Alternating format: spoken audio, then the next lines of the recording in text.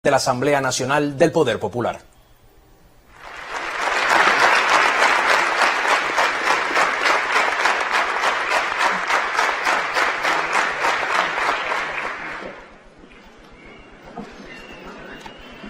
Querido General de Ejército Raúl Castro Ruz, líder de la Revolución Cubana. Compañero Esteban Lazo, presidente de la Asamblea Nacional del Poder Popular. Diputadas y diputados, invitados. Me corresponde clausurar el 7º periodo ordinario de sesiones de la 9ª legislatura y al mismo tiempo vengo ante ustedes, máxima representación de nuestro pueblo, a cumplir con un mandato legal, rendir cuenta e informar de mi gestión como presidente de la República. Lo haré compartiendo valoraciones sobre la situación actual que hemos enfrentado en estos tiempos, los temas en los que hemos centrado nuestro trabajo y también para hablar sobre los temas hacia los cuales debemos dirigir los principales esfuerzos. Lo hago un día de especial significación para todos los cubanos, aquel en que desapareció el leal Camilo Cienfuegos, símbolo de cubanía, de coraje, héroe eterno de la juventud cubana y, como ella, alegre y profundo. Al ser públicas estas palabras, seguramente podré contar no solo con las opiniones de ustedes, sino también con las de nuestra población. Nos apoyaremos en ellas para perfeccionar nuestra labor con la responsabilidad que impone ser un servidor público. Debo destacar en primer lugar el muy complejo contexto mundial estremecido por múltiples crisis derivadas del injusto orden global que se han agravado como consecuencia de 2 largos y duros años de pandemia. Hace menos de una semana, las muertes por COVID-19 en todo el mundo rondaban los 5 millones de personas y los contagiados sobrepasaban la cifra de 243.700.000. La Organización Mundial de la Salud estima que si se tiene en cuenta la sobremortalidad vinculada directa o indirectamente al nuevo coronavirus, el balance de la pandemia podría ser 2 o 3 veces más elevado de lo que afirman los registros oficiales. Pero el real impacto en todos los órdenes de la vida a nivel planetario está por conocerse.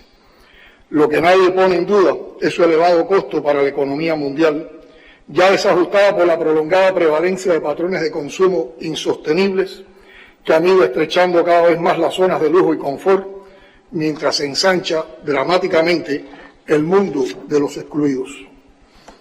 Cuba, a pesar de estar dotada por la obra de justicia social de la Revolución de un sistema sanitario universal y gratuito, capaz de disponer de potencialidades científicas que en muy poco tiempo nos pusieron a la vanguardia mundial en la investigación y producción de vacunas, no ha podido escapar del golpe pandémico. Como se ha evaluado en las sesiones de esta Asamblea, desde 2019 la economía ha transitado por condiciones excepcionales. Los efectos combinados del recrudecimiento del bloqueo y el escalamiento de la pandemia provocaron que en este periodo el país dejara de percibir más de 3.000 millones de dólares en ingresos.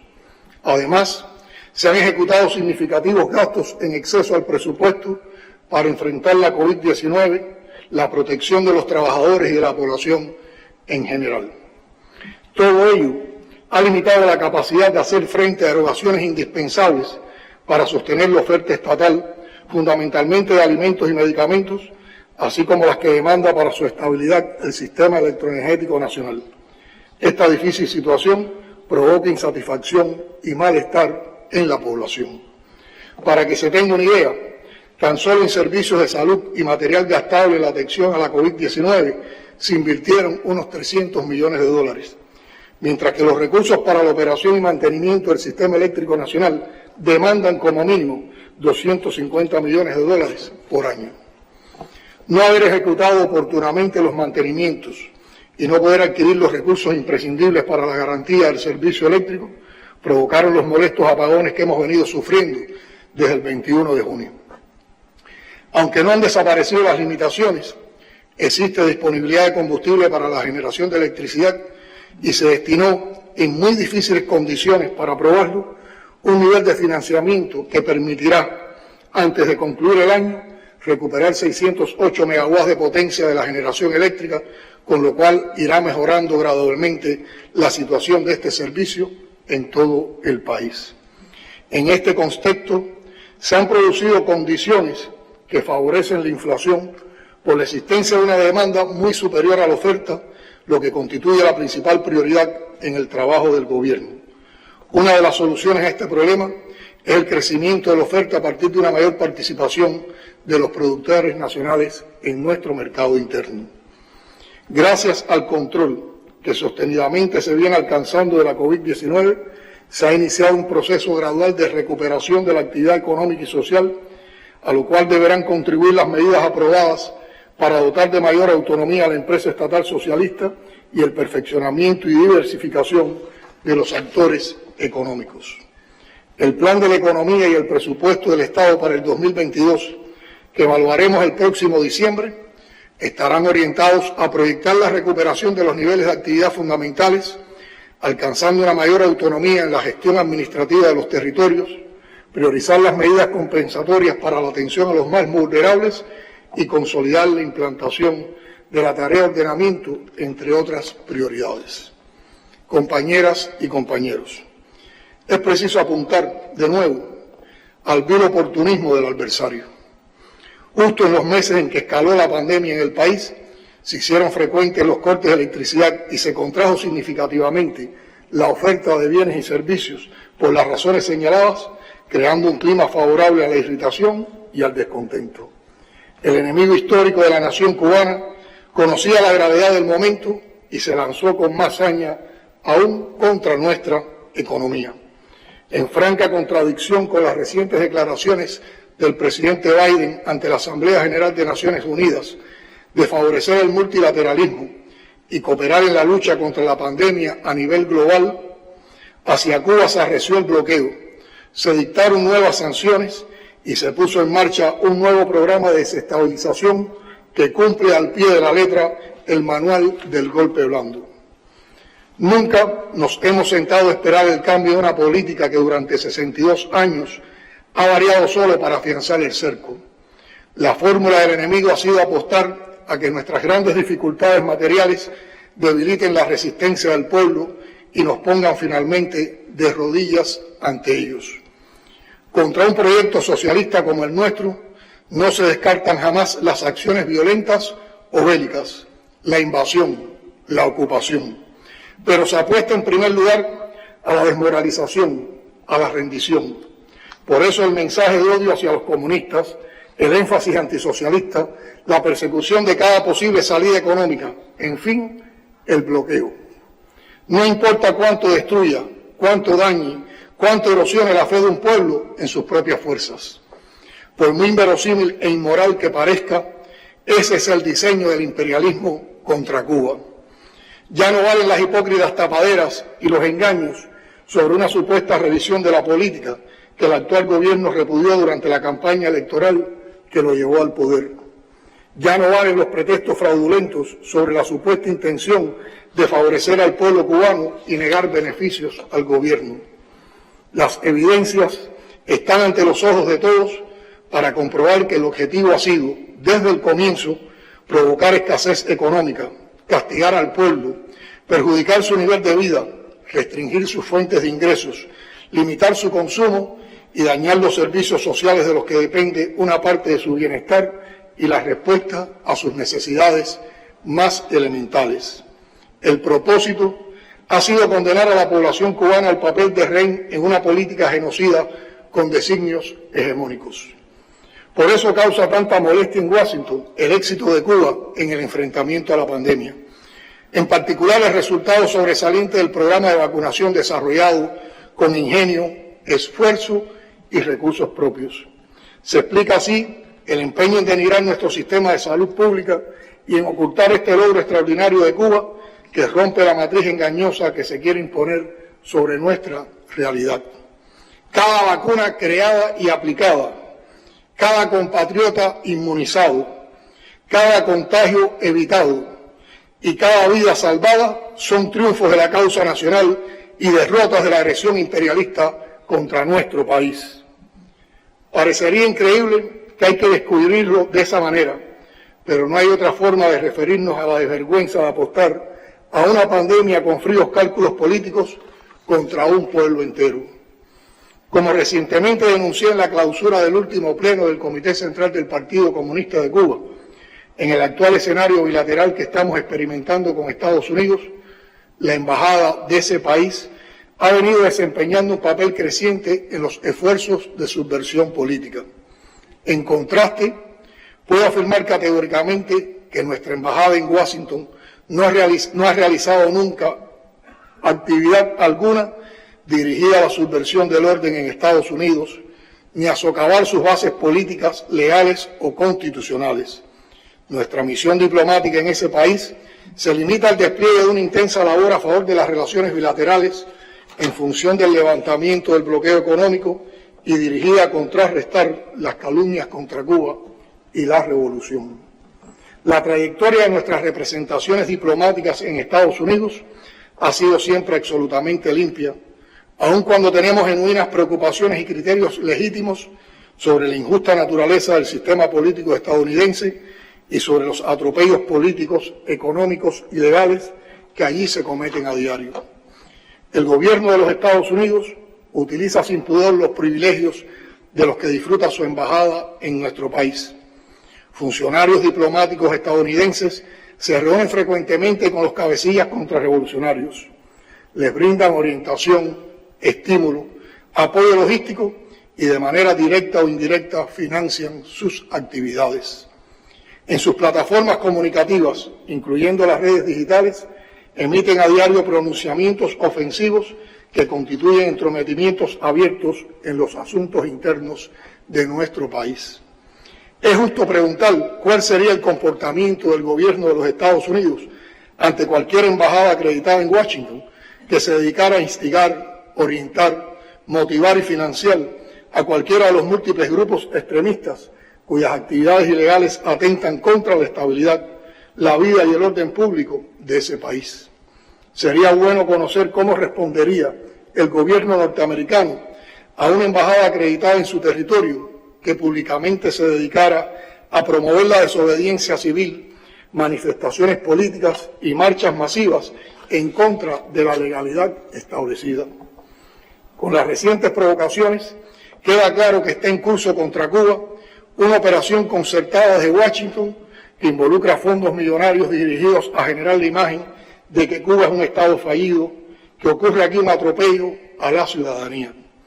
Ese plan incluye además el propósito de tratar de lograr que otros países se sumen a las medidas de agresión económica e incluso que desde los propios Estados Unidos se tomen acciones punitivas de mayor envergadura. La verdad siempre se impone, por muy poderosas que sean las herramientas hoy existentes, para ocultarla o distorsionarla.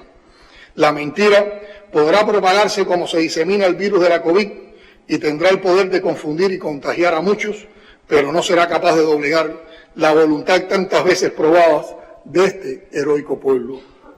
En contra de los planes del imperialismo, estamos venciendo a la pandemia, como hemos vencido y venceremos los planes agresivos, no importa cuán poderosas sean las campañas y las calumnias. El bloqueo es y seguirá siendo lo previsible un obstáculo fundamental para nuestras estrategias y potencialidades de crecimiento económico y de desarrollo, pero no es un impedimento insuperable. Seguiremos luchando contra él incansablemente con el respaldo de la comunidad internacional. Nuestro desarrollo y el bienestar del pueblo tendrán que depender del esfuerzo que hagamos y de la inteligencia que aunemos, conscientes de que la cruel guerra económica de los Estados Unidos persistirá mientras persista en ese país el anhelo criminal de adueñarse del destino de Cuba.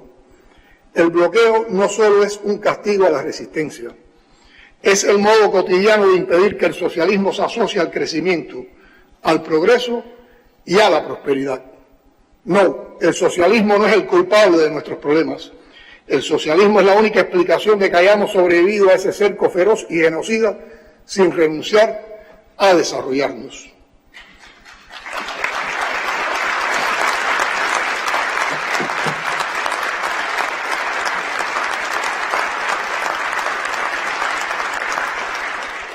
Como expresé hace unos días en el pleno de nuestro Comité Central, solo de nosotros depende la respuesta digna a ese inmerecido castigo. Nuestra originalidad está obligada a ser tan grande como la maldad de quienes intentan rendirnos. La revolución estaba y estará permanentemente desafiada a ser excepcional por la capacidad de su pueblo de resistir y crear.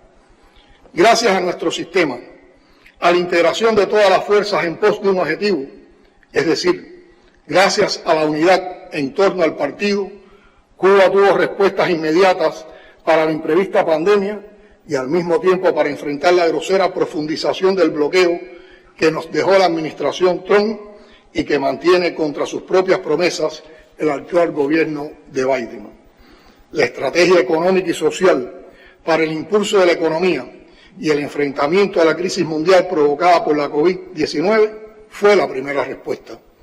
Una estrategia que ajustó las proyecciones del país a los nuevos escenarios sin renunciar al programa de desarrollo hasta el 2030.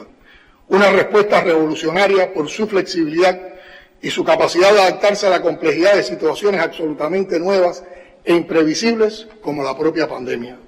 Una respuesta apoyada en nuestras fortalezas y consciente de las limitaciones existentes.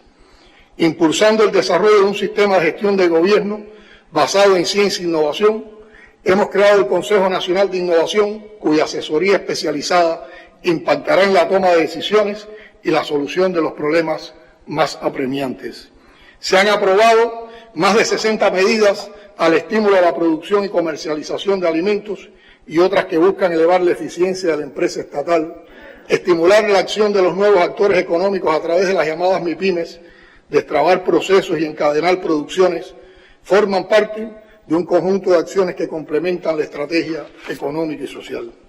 Paralelamente, este año de tantas restricciones, nuestro Estado ha desarrollado una intensa actividad internacional de diálogo, intercambio y cooperación con otras naciones y sus líderes, participando en cumbres, eventos virtuales y en menor medida presenciales que nos permiten mantener una sólida relación con la comunidad internacional y en particular con naciones amigas.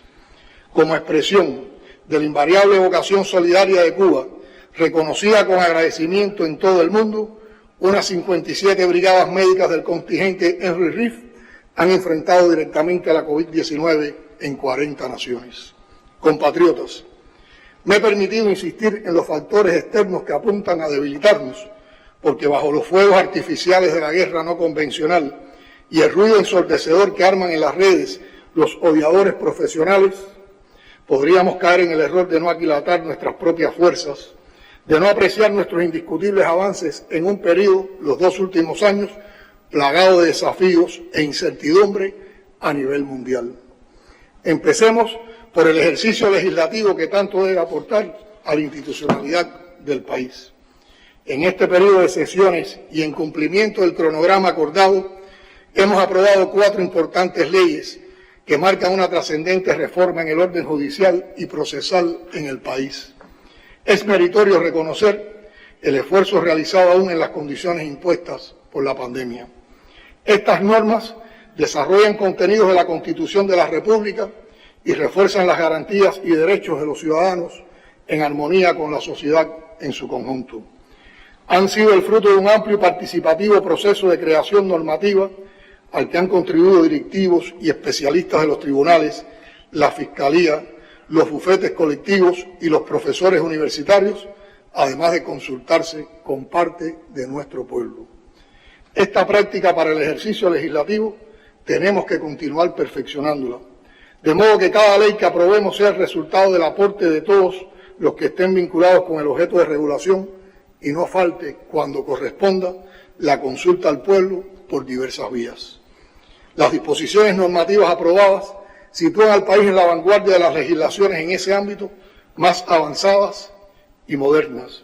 Con espíritu renovador, reafirman el acceso a la justicia para todos, amplían el debido proceso y con ello contribuyen a materializar el concepto de Estado socialista de derecho y de justicia social reconocido en el artículo 1 de la Carta Magna. La ley de los tribunales de justicia enaltece la función judicial en el país, reforzando la independencia de la judicatura y el papel de los jueces en la sociedad, ajustando su estructura y funcionamiento a las exigencias actuales. Reconoce principios esenciales para la función judicial como la supremacía constitucional, la imparcialidad, igualdad, gratuidad en el acceso a la justicia y la participación popular en este ámbito. El proceso penal, con la aprobación de la ley sobre esta materia, se dota de mayores garantías para todos los que en él intervienen. Son notables el reforzamiento de los derechos y garantías reconocidos en la Constitución y los tratados internacionales. Son novedosos el reconocimiento de las víctimas y perjudicados como sujetos procesales, las formas anticipadas de solución de los procesos, el tratamiento a las personas imputadas y acusadas con edades entre los 16 y 18 años. Significativa resulta la asistencia letrada desde el inicio del proceso, junto al control por los tribunales de la medida cautelar de prisión provisional en cualquier fase del proceso, cuestiones planteadas durante la consulta popular del texto constitucional. La ley del proceso administrativo, además de independizar por primera vez esta materia en el orden procesal, va a garantizar a la ciudadanía la posibilidad de reclamar en los tribunales derechos que consideran sido vulnerados por la administración pública, exigiendo para nuestros directivos y funcionarios un actuar más transparente y de apego a la ley. Por último, el Código de Procesos uniforma los procedimientos de actuación en materia civil, mercantil, de familia y del trabajo y la seguridad social. La norma refuerza la protección de las personas en situación de vulnerabilidad y establece medidas para hacer efectivo el cumplimiento de las decisiones judiciales, entre otras cuestiones relevantes. Las 4 leyes aprobadas presuponen un desafío para los operadores del sistema de justicia en el sentido de la necesidad de su capacitación y en garantizar su adecuada aplicación en salvaguarda de una justicia pronta y efectiva. Ratificamos la voluntad de continuar el cumplimiento del cronograma legislativo aprobado por este Parlamento y con ello desarrollando los contenidos de nuestra Constitución socialista. El 8º Congreso del Partido, celebrado en este difícil año, nos dejó valiosos debates y orientaciones fundamentales que son el referente y el mayor impulso a cuanto hacemos. En él se abordaron los problemas más desafiantes de nuestra realidad, los vacíos, las fallas en la comunicación, la necesidad de fomentar el diálogo, la participación y el control popular, la vida en nuestros barrios, la labor de las organizaciones de masas y sociales, la atención a los sectores vulnerables de la población, el conocimiento de las problemáticas e intereses juveniles, de los errores, rutinas y de la burocratización del trabajo en la comunidad, pero sobre todo de las dificultades que genera el bloqueo en la cotidianidad de todos los cubanos y de la alta sensibilidad política que demandaba la aplicación de la tarea de ordenamiento, se debatió fuerte en el Congreso de abril.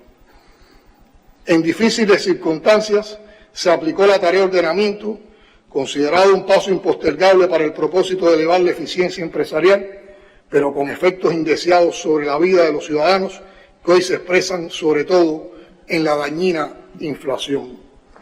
El viceprimer ministro Alejandro Gil explicó ampliamente en su intervención las causas y posibles soluciones de este problema. No voy a profundizar en ello, salvo para decir que somos conscientes de su gravedad y por eso la prioridad que les concede el gobierno a su solución y la atención de las personas vulnerables. Varios elementos de su diseño inicial han sido rectificados tomando en cuenta los criterios del pueblo. No vamos a mentir diciendo que esto se resolverá de un plumazo. Solo puedo afirmar que la revolución nunca hará nada al margen de los intereses y demandas del pueblo. Y les expreso mi confianza en que también venceremos este reto como hemos vencido otros aparentemente insuperables.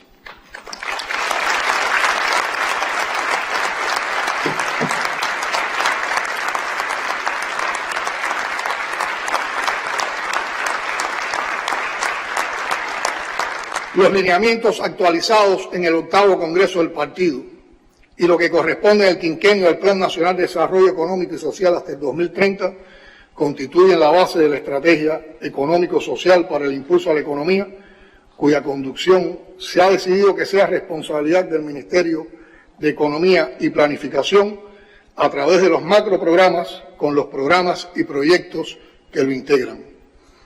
Considerando que durante 10 años la Comisión Permanente de Implementación y Desarrollo de los Lineamientos cumplió funciones en interés de la actualización del modelo de desarrollo económico y social cubano y que se ha ido perfeccionando el sistema de dirección de nuestro gobierno, se ha decidido proceder a la desactivación de la citada comisión y traspasar sus principales funciones al Ministerio de Economía y Planificación.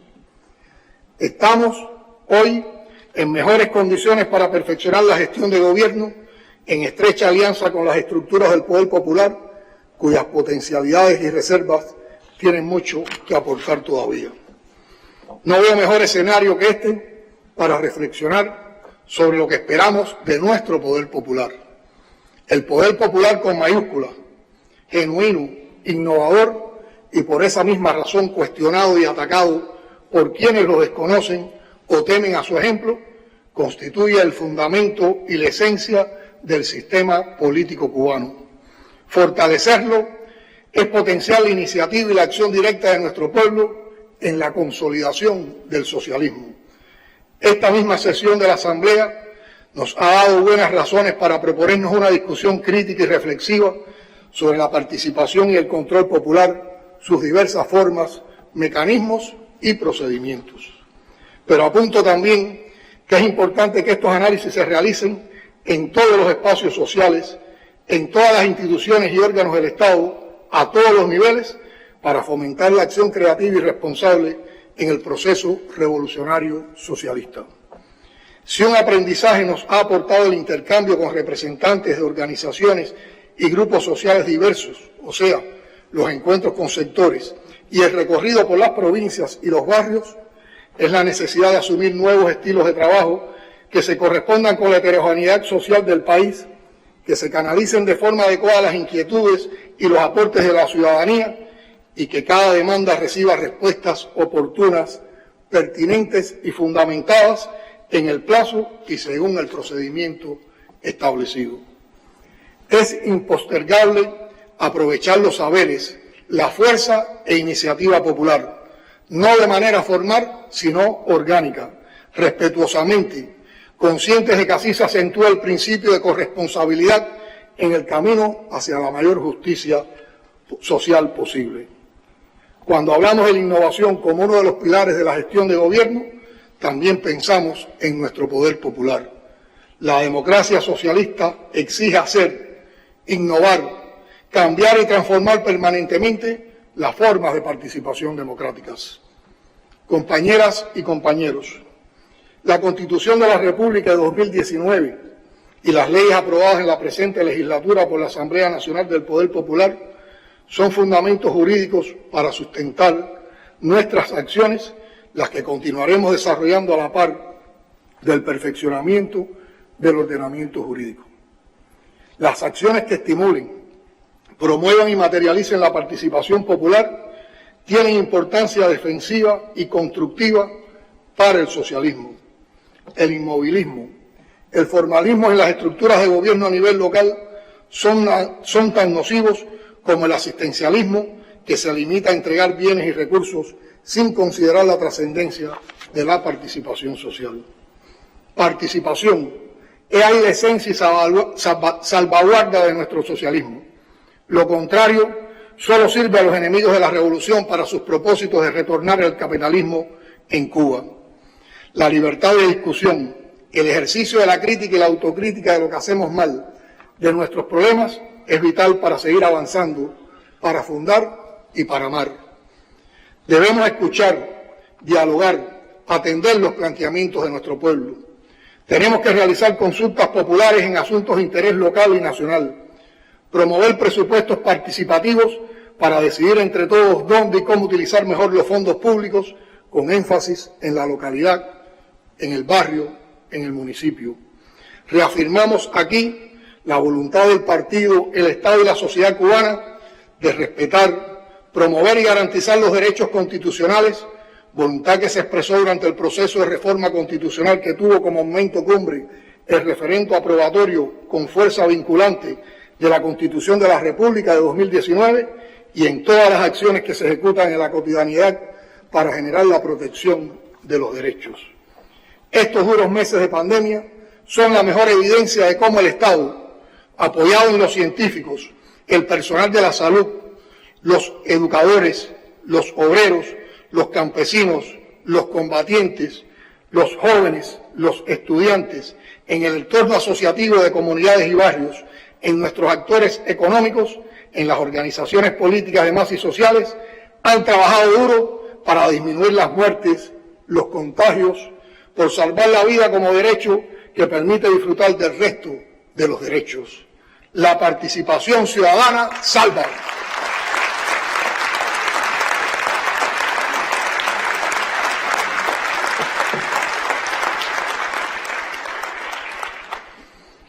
Los protagonistas del proceso son los que construyen la sagrada unidad, los que desarrollan la capacidad de resistencia de la nación, los guardianes de la dignidad, nuestro pueblo. Cuando avanzamos en la vacunación masiva, prestando especial atención a las niñas, niños y adolescentes, mostramos nuestro compromiso en la protección integral de los derechos de la infancia y la adolescencia en Cuba. Esa acción, no por cotidiana, deja de ser extraordinaria.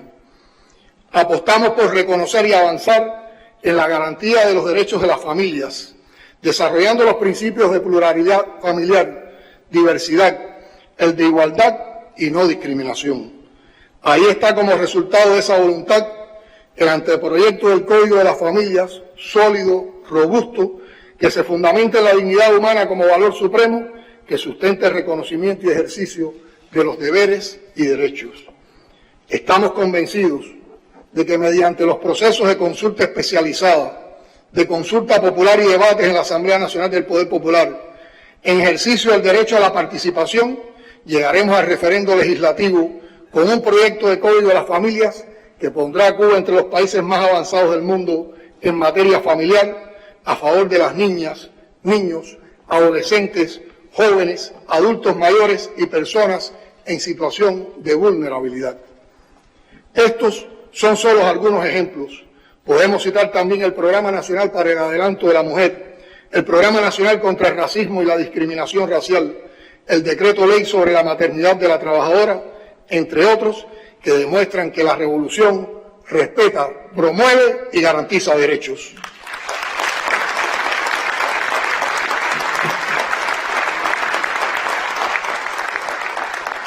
Diputadas y diputados, esta Asamblea aprobó recientemente una importante declaración que denuncia la injerencia del gobierno norteamericano en nuestros asuntos internos y su inaceptable papel como instigador y facilitador de provocaciones en curso.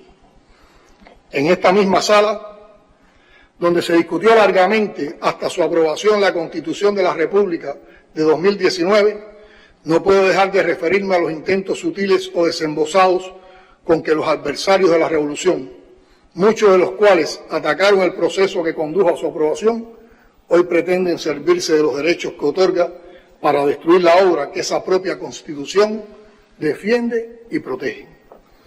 Conforme al artículo 56 de la Carta Magna, los derechos de reunión, manifestación y asociación con fines lícitos y pacíficos se reconocen por el Estado siempre que se ejerzan con respeto al orden público y el acatamiento a las preceptivas establecidas en la ley. El ejercicio de los derechos implica el cumplimiento de deberes, entre ellos el respeto al orden establecido en la Constitución, que es expresión del principio de soberanía popular. La ley de leyes no puede ser interpretada a conveniencia, mucho menos en interés de aquellos que son los primeros en no respetarla. La Constitución, como establece el artículo 7, es la norma jurídica suprema del Estado. Todos están obligados a cumplirla. Las disposiciones y actos de los órganos del Estado, sus directivos, funcionarios y empleados, así como de las organizaciones, las entidades y los individuos, se ajustan a lo que ésta dispone. Nuestra Constitución consagra los principios de independencia y soberanía de los pueblos, reconoce el derecho a la libre determinación expresado en la libertad de elegir nuestro sistema político, económico, social y cultural, condena la intervención directa o indirecta en los asuntos internos o externos de cualquier Estado y, por tanto, la agresión armada, cualquier forma de coerción económico-política, los bloqueos unilaterales violatorios del derecho internacional u otro tipo de injerencia o amenaza a la integridad de los Estados. Los derechos no son ilimitados. Sus límites están previstos también en la Constitución. Son los derechos de los demás, la seguridad colectiva, el bienestar general, el respeto al orden público, a la Constitución y a las leyes.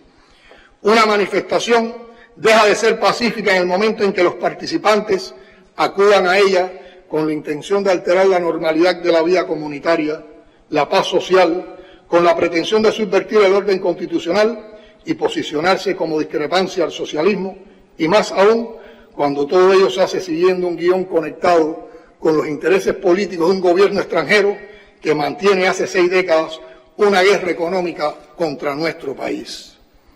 Compañeras y compañeros, quiero agradecer de modo particular a nuestra comunidad científica convocada a facilitarnos las herramientas que solo la ciencia puede y debe aportar a los procesos económicos y sociales en esta época. Gracias a la visionaria política de impulso a las ciencias de Fidel y a la continuidad que dio Raúl a esa obra, gracias al talento, la consagración y el compromiso con que se han formado varias generaciones de investigadores cubanos, nuestro gobierno ha podido enfrentar como ningún otro de América Latina y el tercer mundo la terrible amenaza de una pandemia. Cuando en el futuro más inmediato repasemos estos años, habrá que hablar en primer lugar del personal de la salud, de los creadores científicos y de la academia que se salió de las aulas para compartir saberes. Y habrá que hablar también de nuestras instituciones armadas, las Fuerzas Armadas Revolucionarias y el Ministerio del Interior, que apoyan decisivamente los esfuerzos encaminados para hacerle frente a la situación y asumieron la riesgosa misión de producir, trasladar y servir oxígeno a los hospitales en las horas más críticas para el país.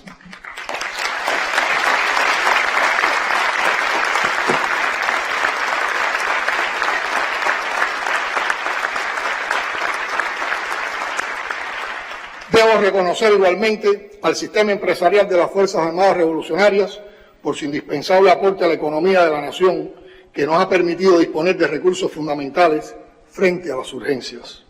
Solo un país organizado, con una dirección unida en torno a un propósito común, la salvaguarda de la nación, puede proponerse las metas más altas en las horas más difíciles.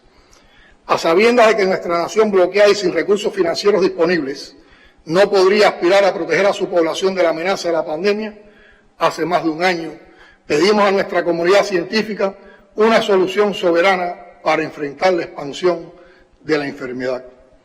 Hoy somos el primer país de Latinoamérica con 3 vacunas y 2 candidatos vacunales en desarrollo y el primero en el mundo en comenzar la vacunación de su población infantil de 2 a 18 años. Por el camino atravesamos los duros golpes de picos de contagios, saturación de hospitales, crisis en la disponibilidad de camas y de oxígeno, las muy dolorosas muertes. Las tensiones se incrementaban con las fallas en las plantas eléctricas, la escasa disponibilidad de medicamentos y alimentos. La jauría anticubana, calculando próximo nuestro fin, se nos tiró al cuello con demandas de intervención humanitaria y hasta de invasión militar.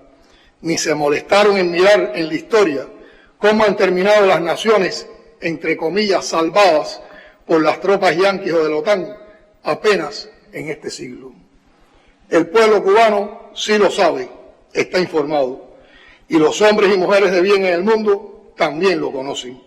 Con esa conciencia se organizó una cadena solidaria de donaciones que aún llegan a Cuba. En las últimas semanas han bajado significativamente las cifras de contagiados y fallecidos. Los estudiantes se preparan para regresar a las aulas y el país se dispone a abrir fronteras para oxigenar la economía. Dan ganas de celebrar por nuestros niños, nuestros médicos, nuestros científicos, nuestras vacunas, nuestro pueblo.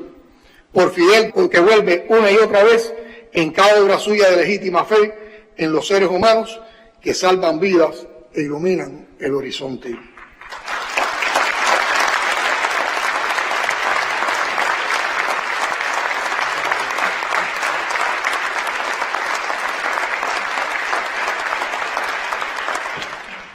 Hay más de una razón para que la celebración sea responsable y contenida. En muchas partes del mundo se producen nuevos rebrotes de la pandemia en medio de la crisis que la parálisis económica ha causado. En ese mundo vivimos y nos toca enfrentar el riesgo. Hagamos el éxito perdurable. Diputadas, diputados, el 15 de noviembre Cuba reabrirá sus fronteras. Los estudiantes retornarán a la escuela. La Habana, capital de la dignidad, esperará sus 502 aniversarios como no ha podido hacerlo en los 2 últimos años. La vida nacional irá retomando su curso con la mayor alegría, pero alertas. La paz y la concordia que distingue la vida en nuestras calles seguirá reinando. Nadie va a aguarnos la fiesta.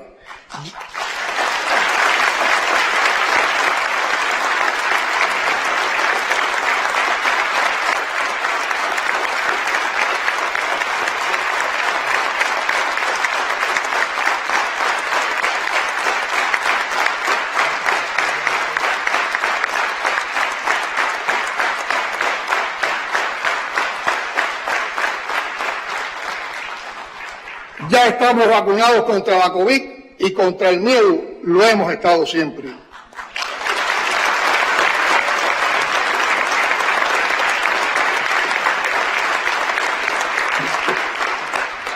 Tenemos patria y defendemos la vida. Y seguimos siendo de patria o muerte vencidos.